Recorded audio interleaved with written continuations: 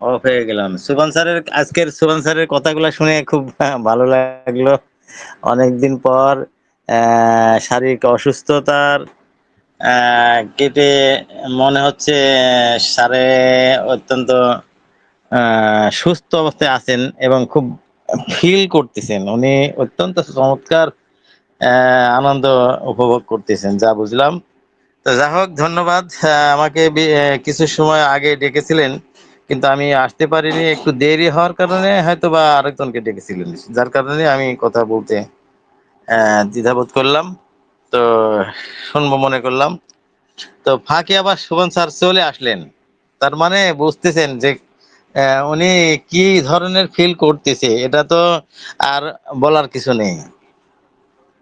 তো আমরা সবকিছু শুনলাম স্যারের কাছ থেকে। তা কি বলবো, ওনার কাছ থেকে সব শোনাই হয়ে গেল।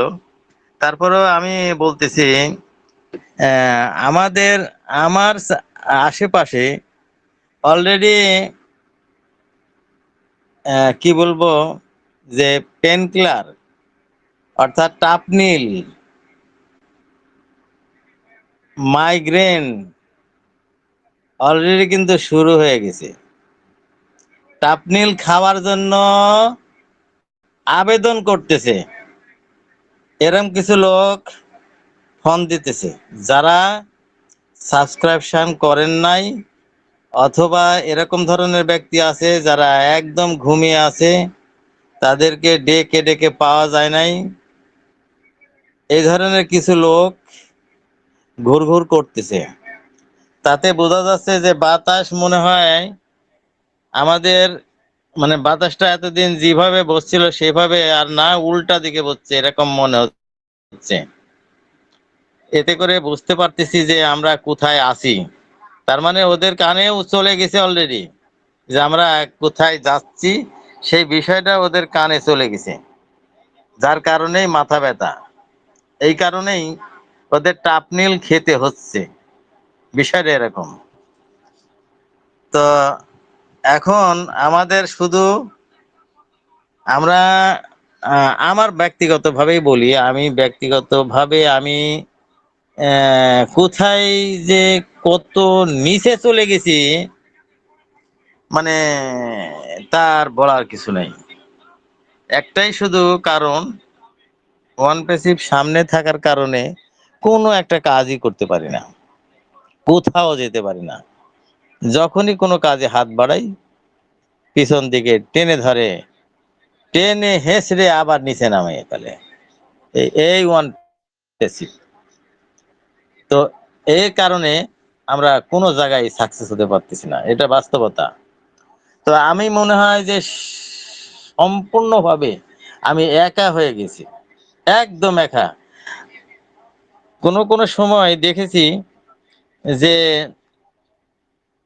5 মিনিটের জন্য যদি ফোন বন্ধ করেছি, 5 থেকে 6 মিনিটের মধ্যে দেখি কি যে অন্তত 5-10 জন, 5-7 জন অন্তত মেসেঞ্জারে অথবা হোয়াটসঅ্যাপে অথবা সরাসরি অথবা ইমের ভিতরে মেসেজ দিয়ে দিছে অথবা কল করছে।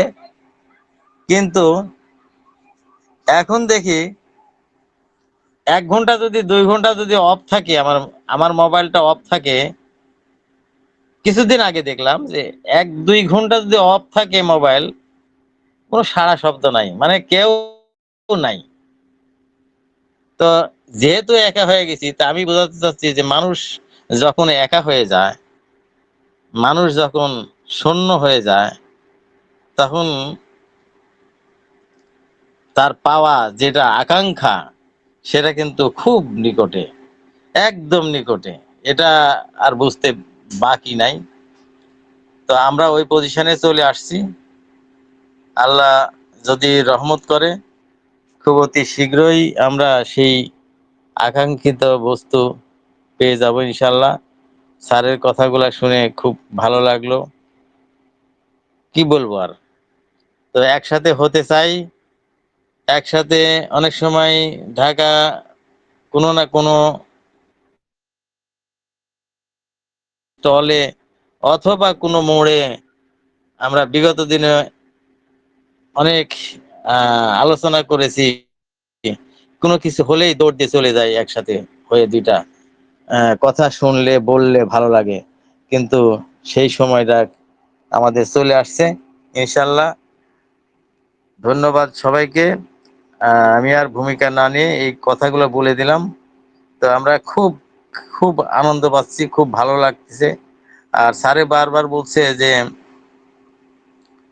আপনারা লোককে দাওয়াত দিয়ে এখনই তার ইয়াটা রেজিস্ট্রেশন করে ফেলেন। যে যতটুকু করবে, যে যতটুকু করবে সে ফল কিন্তু সেভাবে পাবে। এটা তো বাস্তব, স্যার বলেই গেলেন এটা, আর এটা সত্য কথা। আমরা তো অন্যান্য কাজেও আমরা এগুলো দেখেছি। যে যতটুকু লিঙ্ক করেছে, যে যতটুকু মানুষকে দাওয়াত দিয়েছে, তারা কিন্তু সবাই তার কাছেই চলে আসে।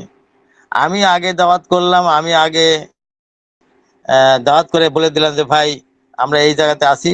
এখন আপনি যদি পরে 2 মাস পরে যদি যান, তো আপনার কাছে কখনোই আসবে না। আপনার নিকট আপনার আপন ভাইও যদি হয়, আপনার কাছে যাবে না। কারণ হচ্ছে আমি তাকে দাওয়াত দিয়েছিলাম, তখন ওই সময় বলবে যে বজলু ভাই আমাকে এই বিষয় বলেছিল, অতএব আমি তার কাছেই যাব।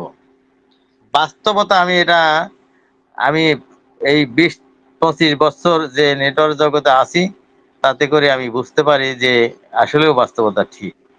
এই জন্য সময় থাকতে সবাই আপনারা রেজিস্ট্রেশন করে রাখেন, কেওয়াইসিটা করে রাখেন।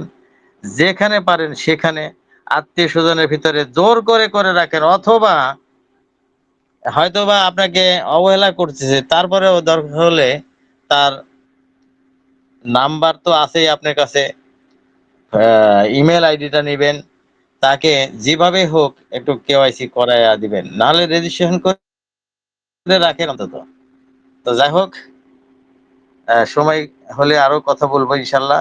আর নজরুল স্যারকে তো আমি দেখলাম, তো নজরুল স্যারের ঠিক আছে, ধন্যবাদ সিরাজুল স্যার।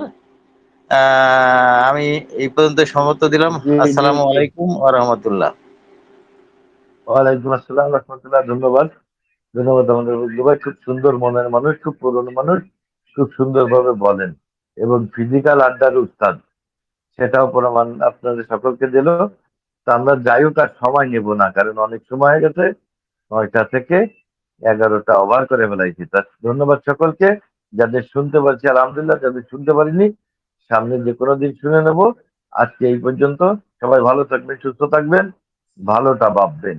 ধন্যবাদ। আল্লাহ হাফেজ।